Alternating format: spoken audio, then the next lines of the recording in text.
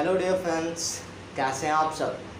स्वागत है आप सभी का अपने इस यूट्यूब चैनल शिक्षा टनल पर। फ्रेंड्स, मैं उमेश किशोर और आज आपके सामने एक नए टॉपिक के साथ। टॉपिक क्या है आपको बोर्ड पे दिख रहा होगा। जैसे कि हमारा चैप्टर चल रहा था लीनियर इक्वेशन इनटू वेरिएबल, है ना। वो चैप्टर था, तो उस चैप्टर का एक नया टॉपिक है। क्या है वो टॉपिक आपको दिख रहा होगा, रैखिक समीकरण युग्म के हल ज्ञात करना, है ना। मतलब कि सबसे ज़्यादा इम्पॉर्टेंट क्वेश्चन और बोर्ड में हर बार 4 से 5 नंबर में ये क्वेश्चन आता है कि क्या कि to find the solution of pair of linear equation. मतलब हमें क्या करता था, हमें दो इक्वेशन देगा और कहेगा इनके सॉल्यूशन बताओ। सॉल्यूशन मतलब जो इक्वेशन में वेरिएबल रहते हैं, चाहे वो x हो या y हो या कोई भी वेरिएबल हो, उनके मान निकालना ये हमारा क्या होता है, सॉल्यूशन का होता है। तो आज हम उसी के बारे में पढ़ने वाला है फ्रेंड्स। तो अब हमें सॉल्यूशन निकालना है। तो सॉल्यूशन के लिए आपकी क्लास 10 में 3 मेथड्स बताए गए हैं। वो 3 मेथड क्या है। पहला है सब्स्टिट्यूशन, जिसे प्रतिस्थापन विधि बोलते हैं। दूसरा है एलिमिनेशन, जिसे विलोपन विधि बोलते हैं। तीसरा है क्रॉस मल्टीप्लिकेशन, जिसे वज्र गुणनखंड विधि बोलते हैं।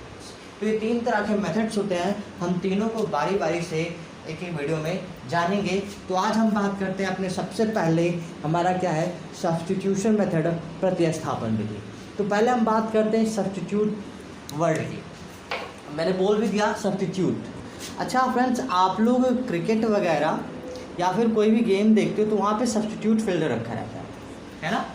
सब्स्टिट्यूट फील्डर होता है कि नहीं होता है। मतलब सब्स्टिट्यूट का मतलब क्या होता है, एक अतिरिक्त, या फिर आप अगर हिंदी शब्द की बात करो प्रतिस्थापन। अब ये सब्स्टिट्यूट का काम क्या होता है, ज़रा यहाँ पे बताना। सब्स्टिट्यूट का क्या होता है, जब कोई प्लेयर इंजर्ड हो जाता है तो क्या करते हैं हम लोग, उस प्लेयर को अंदर बिठा के फिर याद रखते हैं, उस सब्स्टिट्यूट फील्डर उसकी जगह पे आ जाता है। शब्दों पे ध्यान देना, उसकी जगह पे आ जाता है ना। ध्यान देना, यहाँ पे क्या है, प्रतिस्थापन। प्रति माने होता है प्रतिस्थापन, मतलब जगह क्या होता है, यहाँ पे बदल देना। जगह क्या करना, बदल देना, यही काम है।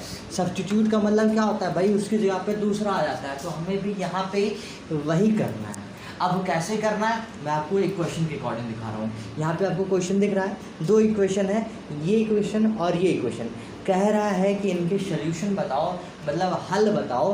तो हल का मतलब ये x और y 2 दिख रहा है ना, तो वेरिएबल, तो इनके मान बताने हैं। और फ्रेंड्स मैं आपको बता दे रहा हूँ, जितने वेरिएबल उतने इक्वेशन, तभी आपका सॉल्यूशन मिलेगा, वरना नहीं मिलने वाला। देखो ना, यहाँ पे 2 वेरिएबल हैं x और y, तो उनको सॉल्व करने के लिए 2 इक्वेशन है।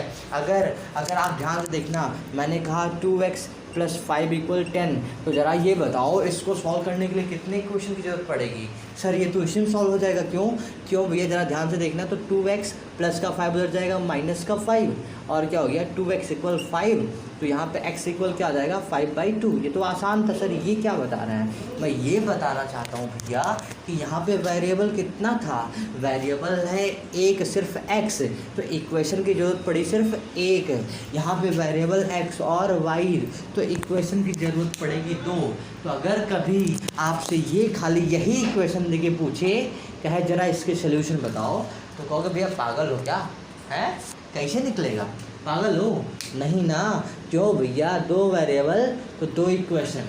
तो आपको यहाँ पे ध्यान देने वाली बात ये है कि अगर 2 वेरिएबल है तो 2 इक्वेशन चाहिए आपको सॉल्व करने के लिए। अगर 3 वेरिएबल है तो बिल्कुल, फिर सर इसके अकॉर्डिंग तो 3 वेरिएबल तो 3 इक्वेशन। जी हाँ, जितने वेरिएबल उतने इक्वेशन, तब आपके वेरिएबल्स के वैल्यू यानी आप सॉल्यूशन निकाल पाएंगे। तो हम बात करते हैं प्रतिस्थापन की। प्रतिस्थापन कैसे किया जाता है। तो देखो, ये 2 समीकरण दिया रहेगा हमेशा क्वेश्चन में। 2 देगा तभी आपसे पूछेगा, बिना 2 के दे ही नहीं सकता। तो 2 दिया रहेगा, तो ये आपका इक्वेशन फर्स्ट है और ये इक्वेशन सेकेंड है। तो क्या करना होता है, मैं आपको बता दे रहा हूँ। करना कुछ नहीं है, आपको किसी एक समीकरण को उठाना है, वहाँ से x या फिर y का मान निकालना है। ध्यान देना, आपको किसी एक समीकरण से x या फिर y का मान निकालना है। तो मैं ज़रा ऊपर थोड़ा इरेज करके बताता हूँ आपको, एक बारी बारी से। ये सब आप नोट कर सकते हैं, मैं प्रतिस्थापन बता रहा हूँ, ठीक है। तो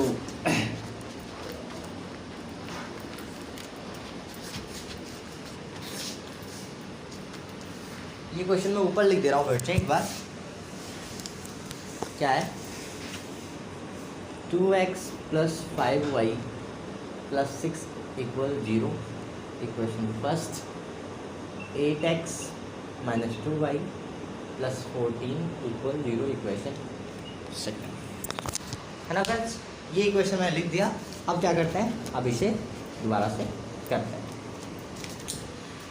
तो अब क्या कहा मैंने, कहा क्या कि आपको इसमें तो देखो एक ही 2 स्टेप करने हैं, बस 2 स्टेप में आपका आंसर आने वाला है। पहला स्टेप क्या करना है, आपको किसी भी एक इक्वेशन से क्या करना है, x या फिर y का मान निकालना है। आपको स्टेप फर्स्ट याद रखना है। स्टेप फर्स्ट में क्या करना है, आपको किसी भी इक्वेशन से आपको x या फिर y की वैल्यू निकालनी है। तो मैं ज़रा इस इक्वेशन को उठाता हूँ, आप दोनों को उठा सकते हो किसी एक को। तो मैंने इसको उठाया, क्या लिखा हुआ है 8x माइनस 2y प्लस का 14 इक्वल 0। अच्छा ये बताओ x या फिर y का मान निकालने के लिए आप क्या करोगे।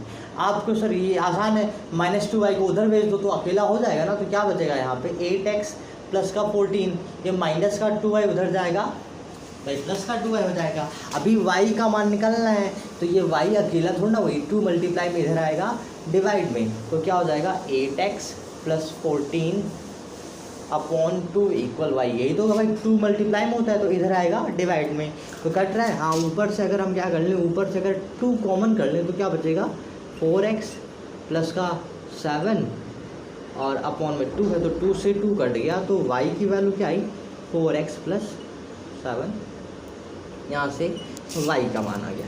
ठीक, अब क्या करना है, ये तो हमारा पहला स्टेप था। पहला स्टेप क्या करना है, किसी एक इक्वेशन को उठाना है, चाहे आप x की वैल्यू निकालो चाहे y की वैल्यू निकालो। उसके लिए क्या करना है, आपको x या फिर y को अकेला करना है। तो यहाँ y वाले को अकेला करना आसान था, क्यों, माइनस का उधर चला जाएगा, प्लस का तो थोड़ा आसान हो जाएगा ना, प्लस वाले अच्छे लगते हैं हमें।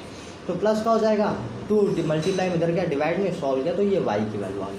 अब फ्रेंड्स अब इसी y को उठाना है और इसको कहाँ करना है, समीकरण 1 में इसकी वैल्यू रख देनी। ध्यान देना, यहाँ दूसरे स्टेप में क्या करना है, जिस इक्वेशन से x या y का मान निकालेंगे उस इक्वेशन में कभी भी गलती से उसकी वैल्यू नहीं रखेंगे। जिससे निकाला उसमें नहीं रखना, जिससे नहीं निकाला उसमें रखना है। ये चीज़ ध्यान देना, जिससे x या फिर y की वैल्यू निकालोगे जिस इक्वेशन से, उसमें नहीं रखना है, जिससे नहीं निकाला उसमें रखना है। यानी कि हमें अब कहाँ क्या करना है, y का मान समीकरण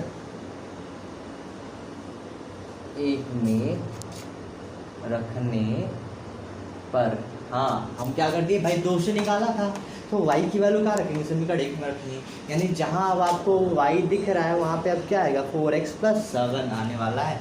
तो ज़रा देखना क्या हो गया 2x प्लस का 5, और जहाँ पे y है y की जगह पे क्या आएगा 4x प्लस 7 प्लस का 6 इक्वल 0। देखते हैं आगे क्या हो रहा है। देखो मल्टीप्लाई कराना है, 5 का 4 मल्टीप्लाई, 5 4 जा 20x और 5 7 जा 35 प्लस का 6 इक्वल 0। तो क्या हो गया 2 और 20 कितना हो गया 22x, और ये भैया ये 35 और 6 कितना हो गया 41 इक्वल 0। प्लस का 41 उधर जाएगा, क्या हो जाएगा माइनस का 41, और x की वैल्यू क्या आ गई माइनस का 41 अपॉन 22, ये आ गया x की वैल्यू। थोड़ा अजीब आया हुआ तो कोई दिक्कत नहीं है, आपको आंसर ऐसे ही मिलने वाले हैं, आंसर ऐसे ही आएगा आपका। तो यहाँ पे देखो क्या हो गया, हमने क्या किया, ये y की वैल्यू उठाई और कहाँ पे रखी, समीकरण 1 में। कहाँ नहीं रखना था, जिससे निकाला उसमें नहीं रखना था, और जिससे नहीं निकाला उसमें रखना था। ये चीज़ ध्यान देना। तो क्या हुआ, जहाँ पे ये y था वहाँ पे रख दिया 4x प्लस 7। तो मल्टीप्लाई करें भाई, 5 चौके 20 और 5 सत्ते 35, ये 2 और 20 हो गया 22x, और 35 और 6 41, प्लस का 41 उधर गया माइनस का, और ये 22 गुणे में इधर आया अपॉन में हो गया। तो ये तो हो गया। तो सर x का आ गया, y का कहाँ निकालने, y का मान क्या है, y का मान, तो ज़रा यहाँ देखो y का मान ये है, ज़रा देखना y बराबर क्या दिया हुआ है, y बराबर 4x प्लस 7। यानी अगर हम यहाँ पे x का मान रख दें, x का मान क्या है, x का मान 4 और x कितना है माइनस का 41 अपॉन 22 और प्लस का 7 यहाँ पे रख दें, रखते हैं। देखो ना कट जाएगा भाई, 2 दूनी 4 और ये 11 दूनी 22। तो क्या बचा y बराबर, ये 41 का मल्टीप्लाई हुआ तो 41 दूना 82, माइनस का 82/11 प्लस का 7। इसे और सॉल्व कर लेते हैं तो एलसीएम क्या हो जाएगा, देखो अपॉन में 1 तो एलसीएम हो गया 11। ये माइनस का 82 और 11 सत्ते 77। ठीक है फ्रेंड्स, तो क्या आया 82 में से 7 जाएगा तो क्या बचेगा माइनस का 5/11, है ना। तो हमें x, y क्या क्या मिले, या फिर x की वैल्यू क्या मिले, y की वैल्यू मैं यहाँ पे लिख दे रहा हूँ। x बराबर मिला हमें माइनस का 41/22 और y बराबर क्या मिल गया माइनस का 5/11। तो समझ में आया फ्रेंड्स। देखो क्या करना था, मैं एक बार आपको जल्दी से रिपीट कर दे रहा हूँ। प्रतिस्थापन विधि मतलब सब्स्टिट्यूशन मतलब एक को उठा के दूसरी जगह रख देना, यही तो होता है ना। तो हमने यही काम तो किया ना। देखो ना क्या करना है हमें, इस किसी एक इक्वेशन से, कोई जरूरी नहीं कि आप 2 से निकालो, कोई भी जो आपको पसंद हो उसको उठाओ, वहाँ से चाहे y या फिर x दोनों में से किसी एक की वैल्यू निकालनी है। तो माइनस का 2y उधर गया, हो गया प्लस का 2 मल्टीप्लाई में इधर आया डिवाइड, क्यों y निकालना है 2y नहीं, तो y आ गया। अब मैंने कहा क्या कि y की वैल्यू जहाँ से निकाली, जिस इक्वेशन से निकाली उसमें नहीं रखना है, दूसरे में उठा के रख देना। भाई सब्स्टिट्यूट करना है ना, तो सब्स्टिट्यूट कर रहा है। तो हमने क्या किया, 2 से निकाला तो 2 में नहीं रखेंगे, फिर कहाँ रखेंगे 1 में रखेंगे। तो जहाँ 1 में y था वहाँ पे क्या आ गया 4x + 7, तो जहाँ y वहाँ पे आ गया 4x + 7। बस सॉल्व करना है, मल्टीप्लाई कराए, ये सॉल्व किया तो x इतना गया। तो x से तो मतलब है नहीं भाई, हमें हल निकालना है। तो x की वैल्यू अगर यहाँ पे रख देंगे तो फिर क्या आ जाएगा y आ जाएगा। तो हमने यहाँ पे x की वैल्यू रखी और क्या आ गया हमारा y आ गया। बस आज के लिए इतना ही, मिलते हैं नेक्स्ट वीडियो में। जय हिंद, जय भारत।